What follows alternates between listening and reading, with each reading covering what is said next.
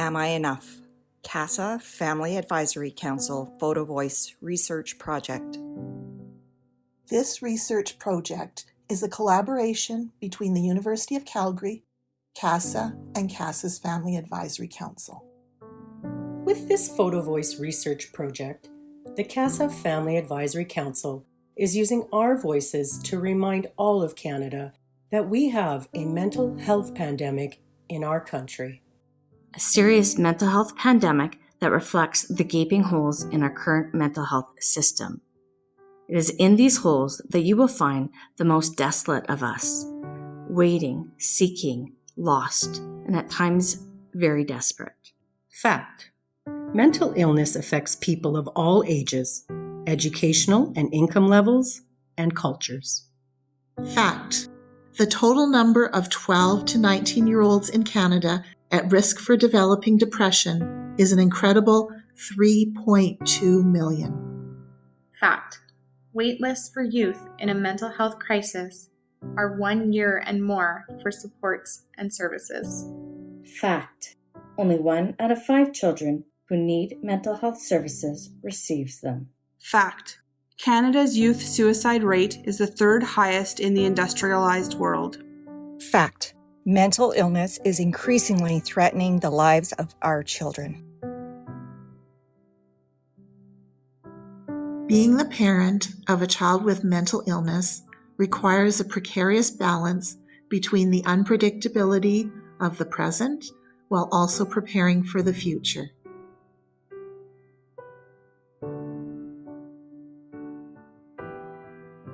I feel like I am on this journey all by myself without supports.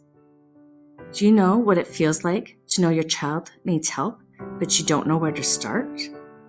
Am I enough to find the right supports?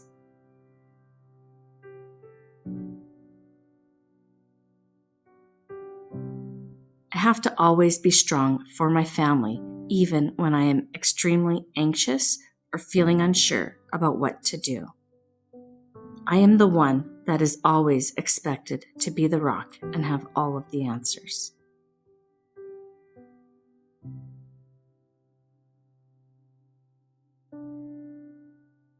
Dysregulation. Am I enough to calm the chaos?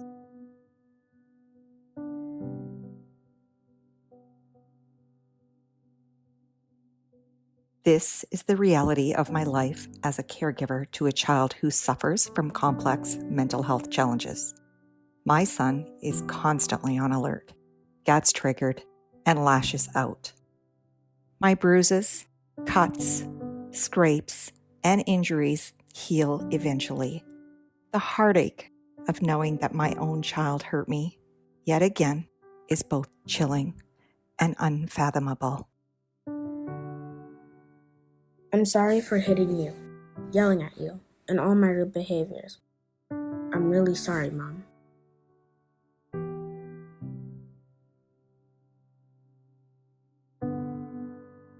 Sometimes frustrations will boil over and things will get broken. Learn to keep and share your calm. Let go of the property damage. It's really not that big a deal. Restraining will only make things worse. Let that window break. Let that wall get smashed. With a little practice, most of these broken things are pretty cheap and easy to fix, and can even serve as a learning opportunity.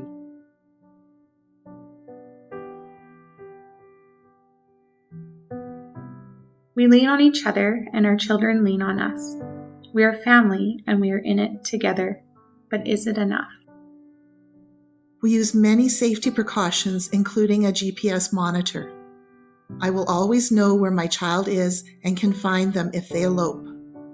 To elope is described as the urge to leave protected and safe surroundings, such as home or school, without notifying anyone. Safety and security equals peace of mind.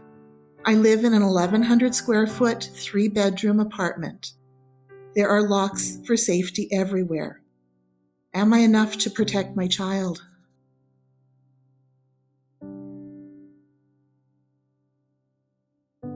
People see me as the strong, capable advocate fighting to find the help my children need. On the inside, I sometimes feel lost and overwhelmed.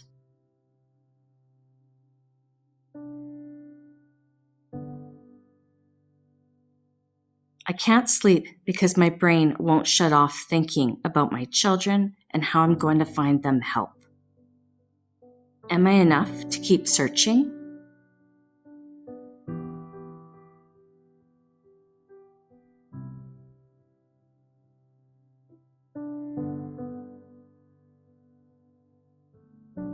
Being told you are doing a wonderful job by well-intentioned professionals can leave a bitter taste in your mouth. Can't they see that if you are not able to help your child, you are failing?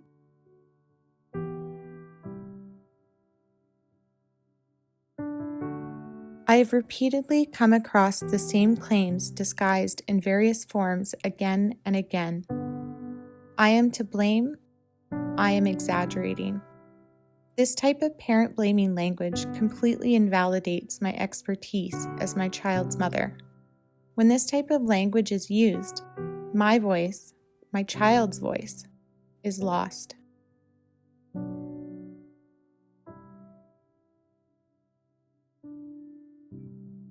I can remember holding each book, waiting to pay, and hoping this was the one with the elusive answers. Am I enough to learn all that I need to learn?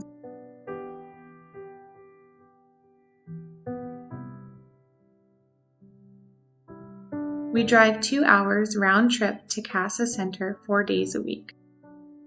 Our life has become about taking our child to school, but we know it is the best option. Despite the sacrifice, it is worth it to us.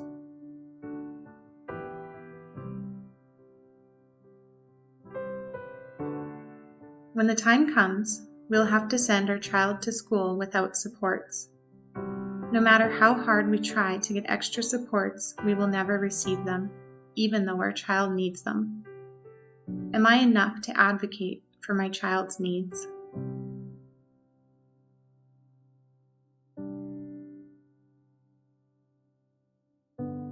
There was a time when I refused to bring my child home from treatment and hide all of the sharps.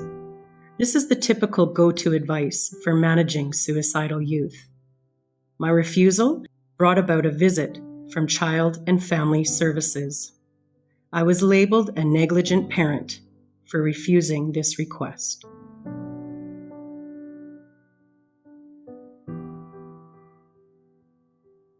A familiar sight. Endless meetings with schools, therapists, doctors, and programs. A place where parents advocate for their children, but are often left unheard. Am I enough to speak up?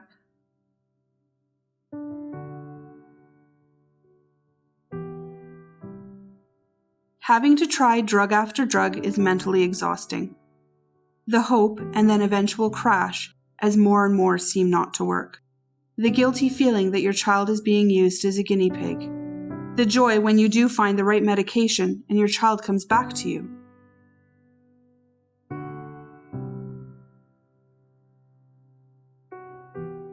This photograph represents a defining moment in my parenting. I shared with my youth the importance of wound care following self-injury. We created an aftercare safety plan. This was a way I felt I could have some control over the situation.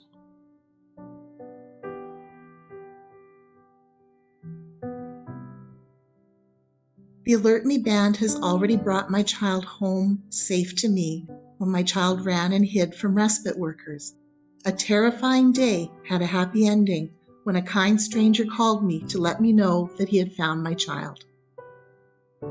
If at the end of the day you may be feeling empty, we are here to help.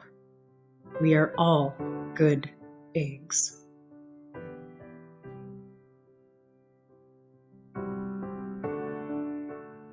My squad, tribe, village, team, group, click, find them, keep them, utilize them. They make all the difference. These are my people, the ones who validate, hug, listen, offer words of encouragement, wipe my tears, Add humor, converse without judgment, and best of all, make this difficult journey bearable.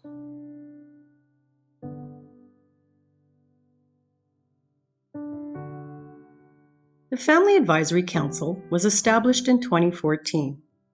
We are a diverse group of caregivers who share the collective lived experiences of our family journeys. Our collective efforts bring awareness to essential services and the need for timely interventions for all children and youth. Thank you, CASA, for giving us a voice. There is a power dynamic of expert versus caregiver patient that currently exists within our mental health care system. It takes strength to speak out and attempt to shift this current system to a more inclusive model where families are heard and supported. Are we enough to stand together and change the current system?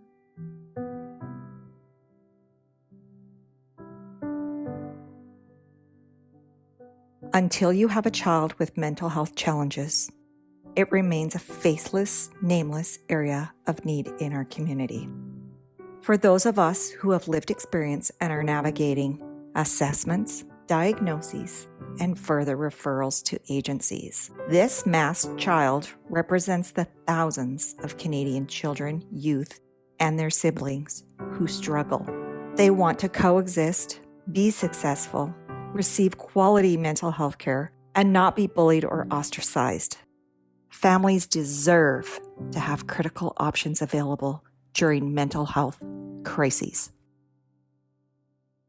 Canada's youth with mental health challenges. Faceless, nameless, silenced. Am I enough?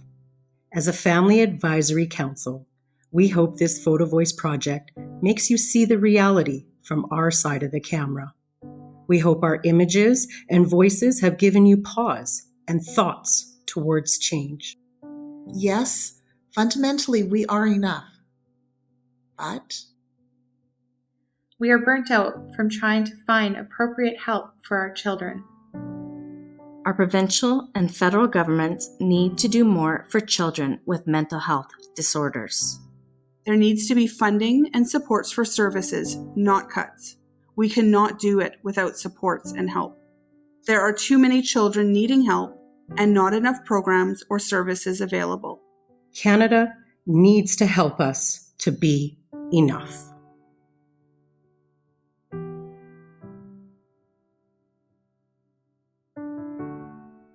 The CASA Family Advisory Council. 7 of us participated in the Photovoice project. We have parented 41 children.